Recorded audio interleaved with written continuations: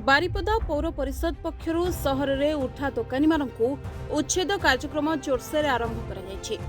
केतेबेले सहरर रास्ता पार्श्वरे बसी जीविका निर्वाह करुथुबा उठा दोकानी मानकु उच्छेद करा जाउछि त आउ केतेबेले बारिपदा साप्ताहिक हाट पड़िया रे बसी पेट पोसुथुबा दोकानी मानकु उच्छेद करा जाउछि। बारिपदा स्टेशन बजार अंचल रे थिबा दीर्घ 100 वर्षर पुरातन हाट अल्प समय मध्यरे धराशायी होइछि। पुलिस और मजिस्ट्रेट को उपस्थिति रे बारिपदा पौर परिषद पक्षरु एही उच्छेद कार्यक्रम करा जायतिला। नुआ मार्केट कम्प्लेक्स निर्माण करी दोकानी मानकु थैथान कराजिबो बोली बारिपदा पौर परिषदर कार्यनिर्वाही अधिकारी कहछन्ती।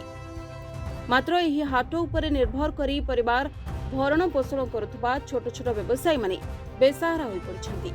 एही कार्यक्रम समग्र बारिपदा सहरर विभिन्न रास्ता को अवरोध मुक्त करबा पई बारिपदा पौर परिषद पक्षरु लक्ष्य रखा जायछि बोली बारिपदा पौर परिषद कर्तृपक्षक पक्षरु कहा जायछि। एग्जीक्यूटिव अफसर बारिपदा पौरपालिका को आधार माने क्वेश्चन करा जायछि। ऑलरेडी डिस्कशन से विषय सरिछि और जगह आइडेंटिफाई करा जायछि। से जगह ना नोटिस करा जायछि। पब्लिक नोटिस करा जायछि। माइक अनाउंसमेंट करा जायछि। समस्त जणा जायछि। मार्किंग करा जायछि। दिन दीर्घ 4 मास रानी हमु इन्फॉर्म करा जाउछि। और लिस्ट भी करा जायछि। वीडियोग्राफी करा जायछि। जियोटा फोटो करा जायछि। से अनुसार मयूरभंजर सुब्रत प्रधान को रिपोर्ट रिपोर्टर्स टुडे।